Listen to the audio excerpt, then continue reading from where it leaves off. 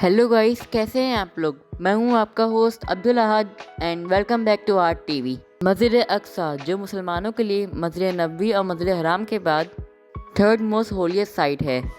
आज हम आपको मस्जिद अक्सा की हिस्ट्री के बारे में बताएंगे, लेकिन वीडियो में आगे बढ़ने से पहले आर टीवी को लाइक, सब्सक्राइब और शेयर करना मत भूलेगा और बेल आइकन पर जरूर क्लिक करें ताकि मेरी हर आने वाली वीडियो सबसे पहले आप तक पहुँच सके।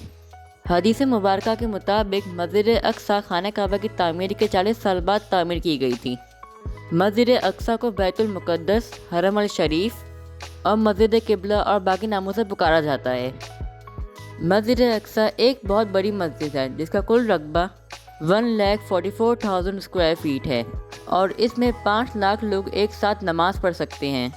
लेकिन हमारे दिमाग में ये सवाल तो ज़रूर पैदा होते हैं कि आखिर मस्जिद अक्सा बनाई किसने, क्या ये गिराई भी गई है और ये किन हालात से गुजर के आज हमारे सामने मौजूद है।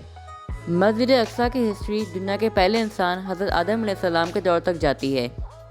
हदीसों के मुताबिक जब हज़रत आदम अलैहिस्सलाम ने खाने काबा की तामीर की थी तो उसके 40 साल बाद मस्जिद अक्सा की भी तामीर की थी और ये हज़रत नूह अलैहिस्सलाम के दौर तक कायम थी। लेकिन जैसे कि हम सब जानते हैं कि कौम नूह की नाफरमानियों की वजह से अल्लाह ने उन पर तूफ़ान का अज़ाब भेजा था, जिससे दुनिया में मौजूद तमाम इमारतें डूब गई थीं और तबाह बर्बाद हो गई थीं। फिर हज़रत ईसा अलैहिस्सलाम के पैदा होने से 3000 साल पहले कन्नान के कयूसी इधर आके बस गए और इस इलाके को फ़लस्तीन का नाम दिया। ये लोग हज़ारों सालों तक इधर ही बसे रहे। फिर हज़रत इब्राहीम अलैहिस्सलाम का दौर आया। जैसे कि हम सब जानते हैं कि हज़रत इब्राहीम अलैहिस्सलाम ने अपने बेटे हज़रत इस्माइल अलैहिस्सलाम के साथ खाने काबा की तामीर की थी, तो उन्होंने अपने दूसरे बेटे हज़रत ईसाक अलैहिस्सलाम के साथ मस्जिद अक्सा की तामीर की। इसके बाद मस्जिद अक्सा हज़रत ईसाक अलैहिस्सलाम के हाथों में रही। हज़रत ईसाक अलैहिस्सलाम का बाद में एक बेटा पैदा हुआ जिनका नाम हज़रत याकूब अलैहिस्सलाम था, जिनके 12 बेटे आगे जाकर 12 कबीले बने जो बनी इसराइल कहलाने लगे। इन 12 बेटों में एक बेटा हज़रत यूसुफ अलैहिस्सलाम भी थे जिन्हें अल्लाह ताला ने नबूवत अता की थी। हज़रत ईसाक अलैहिस्सलाम के इसी नस्ल को आज हम लोग जूस यानी यहूदियों के नाम से जानते हैं और हज़रत इस्माइल अलैहिस्सलाम की नस्ल को आज हम लोग मुस्लिम्स यानी मुसलमानों के नाम से जानते हैं। कि हज़रत यूसुफ अलैहिस्सलाम का वो वाक़या तो आपने सुना ही होगा कि कैसे वो फ़िरौन के दरबार के वज़ीर बने। उसके बाद हज़रत याकूब अलैहिस्सलाम और उनके बकाया बेटे फ़लस्तीन छोड़कर हज़रत यूसुफ अलैहिस्सलाम के पास मिस्र आ गए थे। फिर कुछ साल बाद अल्लाह ताला ने हज़रत मूसा अलैहिस्सलाम को और उनके भाई हज़रत हारून अलैहिस्सलाम को बनी इसराइल को फ़िरौन के कैद से छुड़ाने के लिए भेजा।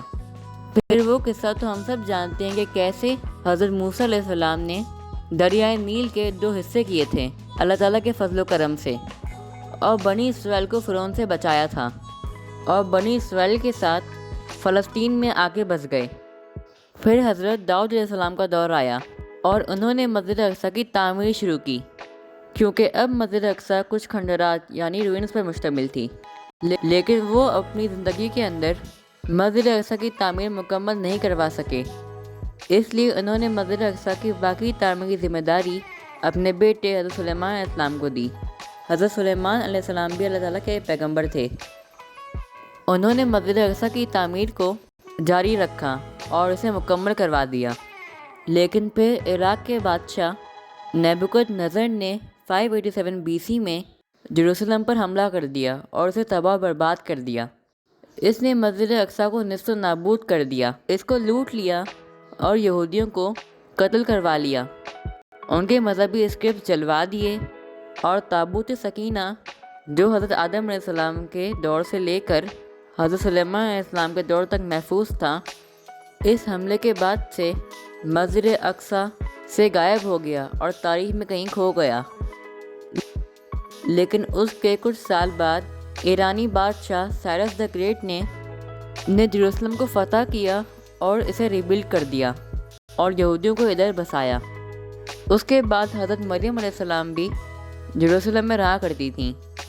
इनके बेटे हज़रत ईसा अलैहिस्सलाम की पैदाइश भी इसी शहर में हुई और यहूदियों ने अपनी नाफरमानियाँ और साजिशों की वजह से हज़रत ईसा अलैहिस्सलाम को सूली पर लटकाने की कोशिश की, लेकिन अल्लाह ताला ने हज़रत ईसा अलैहिस्सलाम को ज़िंदा आसमान पर उठा लिया। इसके 70 साल बाद रोमन्स ने इस मुक़द्दस शहर पर हमला कर दिया اور مسجد اقصیٰ کو ایک بار پھر تباہ کر دیا، اور پھر یہودی اس دنیا کے اندر در بدر اور بدنام گھومتے رہے، اور مسجد اقصیٰ کی صرف 4 دیواریاں باقی رہ گئیں۔ اس کے بعد مسجد اقصیٰ کی حالت آپ صلی اللہ علیہ وآلہ وسلم کی آمد تک ایسے ہی رہی۔ اس کے بعد معراج کا واقعہ ادھر پیش آیا، اور مسلمانوں نے 13 سال تک مسجد اقصیٰ کی طرف رخ کر کے نماز پڑھی۔ پھر واپس خانہ کعبہ کو قبلہ بنا دیا گیا۔